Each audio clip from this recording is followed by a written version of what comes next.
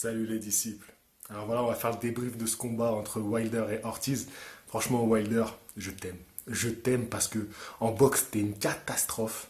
Mais t'as cette folie qui fait que le combat il devient magique.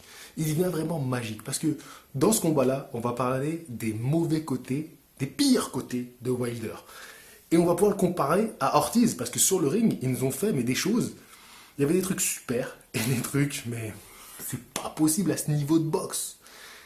Franchement, la première partie de combat, on s'est ennuyé. Franchement, il se passait rien. Les deux boxeurs se craignaient, et pour cause.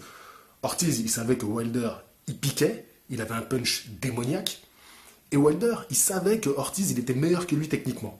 Et en plus, un gaucher, il avait du mal à l'aborder. Il y a plein de choses qu'il ne savait pas faire. Il ne savait pas travailler avec son bras avant, il ne savait pas envoyer son bras arrière quand il fallait. Il avait du mal à se déplacer. D'ailleurs, ces déplacements, vous pouvez voir que Ortiz, quand il se lâche un peu, qu'il commence à se déplacer à la Alip, on dit ça à chaque fois, mais c'est ridicule, mais il lui montre comment on se déplace sur le ring. C'est lui qui finalement lui a montré comment se déplacer sur le ring. Et ça, c'était assez risible, parce que c'est Wilder qui, avec son allonge, aurait dû gérer cet espace. Et ça, il avait beaucoup de mal à le faire. Donc, il ne se passait pas grand-chose dans cette première partie de combat. Et finalement, le combat s'est déclenché quand Ortiz a été touché pour la première fois. Bon, il est compté, c'est injuste parce qu'il n'y a pas vraiment de raison de le compter à ce moment-là, c'est plus un déséquilibre parce que Wilder s'en va et qu'il est un peu mis dans le vent. Moi, je pensais que c'était sur un crochet court, mais en fait, pas du tout. Donc, il chute, il est compté, il n'y a, pas, voilà, il y a pas vraiment de raison. Et ensuite, à partir de là, après, il va être vraiment touché. Et il va se lâcher, du coup, Ortiz. C'est comme s'il s'était dit, bon, ça va, j'ai encaissé une première fois, j'y vais. Et quand Wilder le touche la première fois, c'est ça qui est assez fou avec ce boxeur, c'est qu'il pète un boulon. Vous voyez, tu vois, à chaque fois qu'il arrive à toucher, il pète un câble, il devient dingue en fait. Et parce qu'il y a toute cette tension autour de ses combats, et il sait que lui, tout ce qu'il a, c'est son punch. Il est conscient de ça. Mais il a un punch tellement incroyable que dès qu'il touche, c'est un opportuniste. Il fonce dans la brèche. Ortiz, lui, il est beaucoup plus consciencieux dans sa boxe. Il est beaucoup plus serein. C'est un reptile, vous voyez, il a le sang-froid. Et quand il va réussir, lui, du coup, il va répondre à Wilder en le touchant à son tour. Et c'est à la fin du septième où Wilder, il est dans le mal. Il est vraiment dans le mal. Mais tellement dans le mal que quand j'ai vu cette scène, moi je me suis dit, c'est fini. C'est fini, Wilder, il fera pas le... S'il tient la fin du round, là, il fera pas le round suivant. C'est pas possible. Et la différence entre les deux quand ils sont touchés, qu'on a bien vu entre Ortiz et Wilder, donc on va parler quand ils sont touchés et quand ils ont touché. C'est les deux éléments les plus importants de ce combat. Donc, Wilder, quand il est touché, il s'accroche. Et il sait plus boxer. Il fait n'importe quoi, il sait plus boxer, il s'accroche. Surtout que dans le combat à mi-distance, il était désavantagé. Ortiz était plus petit, plus lourd. Donc, on peut dire qu'il était plus fort. Et dans le combat à mi-distance, c'est un dangereux et il a une garde trop ouverte, Wilder. Il n'est pas assez compact et du coup, il prenait trop de risques dans ces moments-là. Donc il ne sait plus boxer, donc il accroche. Il accroche, il accroche. Et c'est comme ça qu'il a survécu à la fin du septième. Ortiz, lui, quand il est touché, il continue à boxer. Il est toujours lucide.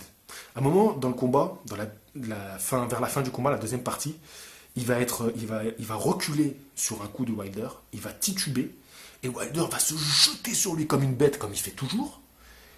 Et Ortiz, il a un réflexe super de boxeur, c'est qu'il l'attend, c'est-à-dire qu'il se remet tout de suite bien sur ses jambes, il l'attend et il lui envoie son bras arrière. Il est en garde inversée, et il envoie son bras arrière, bon il le loupe, mais ça, c'est vraiment quelque chose, il n'y a qu'un boxeur pur, à la cubaine, j'ai envie de dire, un boxeur technique, pour faire des choses comme ça.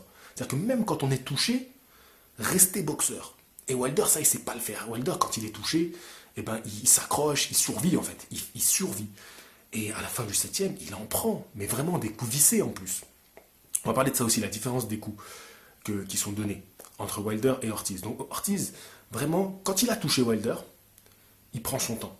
Il le cadre et il l'enchaîne correctement. Et vraiment, Wilder a pris des coups comme il n'a jamais pris presque dans sa carrière. Des coups donnés par un boxeur de cette qualité. Hein. Parce qu'on avait déjà vu se faire toucher par d'autres boxeurs, mais pas comme ça, pas comme ça. Là, il était vraiment dans le mal.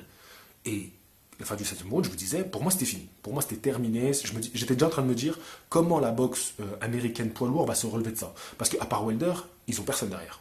Ils ont personne, c'est le néant. C'est pas comme les Anglais. Les Anglais, ils perdent Joshua, ils ont un vivier de poids lourd derrière qui attend sa chance.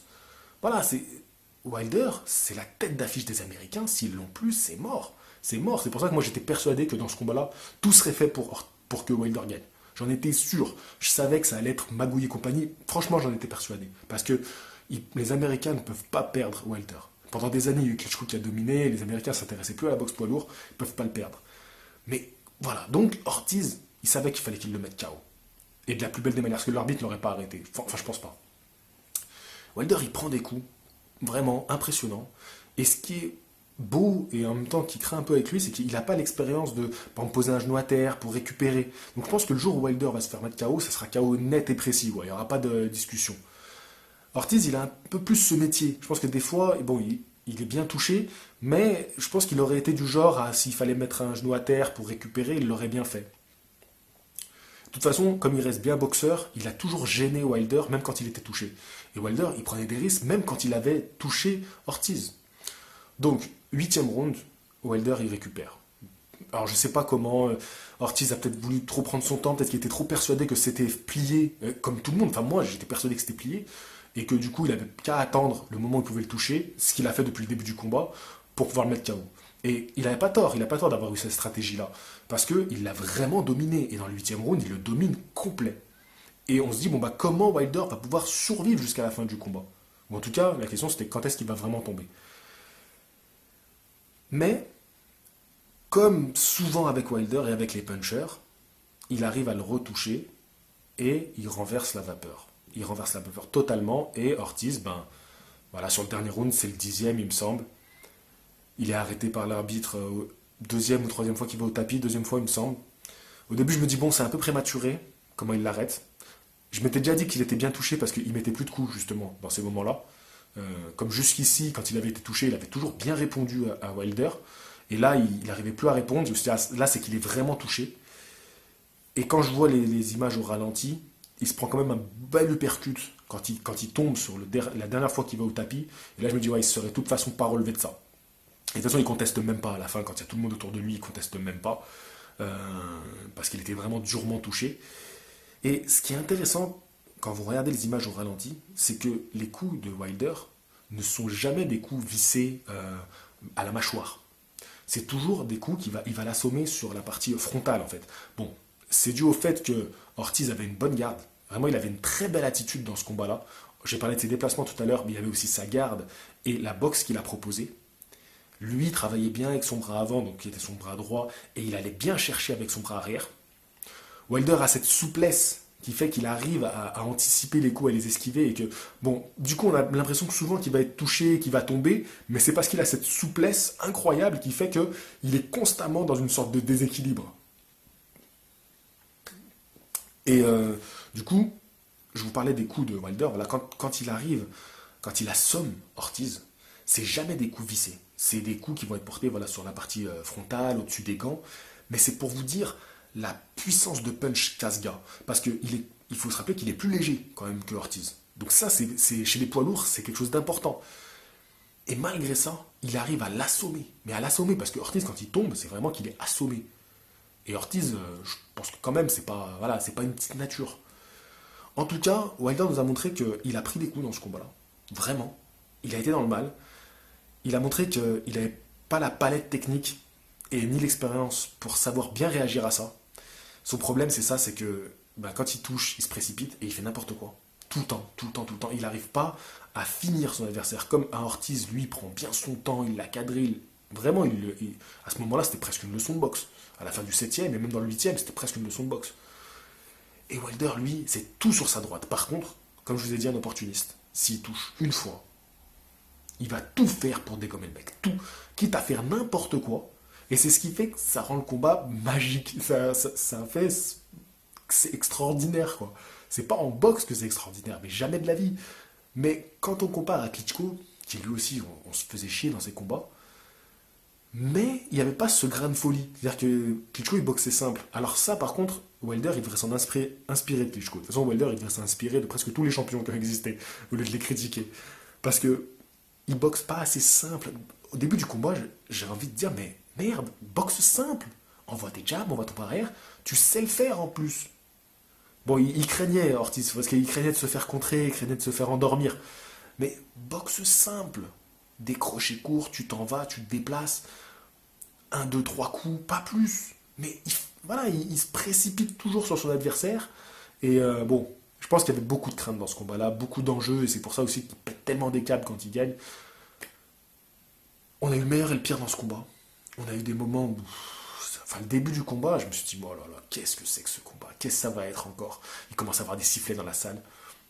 Et quand ils ont commencé à se toucher, que ça a fait un combat, c'était plus une bagarre qu'un combat de boxe en fait. Mais finalement, assez incroyablement surpris de la tournure de ce combat-là. Est-ce que ça va être un combat référence pour Wilder? Non. Son combat référence, ça va être contre Joshua. Parce que Ortiz, il y avait trop de. Voilà, on a parlé de tous les défauts avant ce combat-là. Il y avait son âge, enfin, il y avait tout un tas de choses qui fait que Ortiz, pour moi, il partait avec déjà une balle dans le pied. Mais son combat de référence, ça va être Joshua. Et il faut vraiment qu'il travaille tous les points que j'aborde dans cette vidéo parce que contre Joshua, ça va pas pardonner en fait.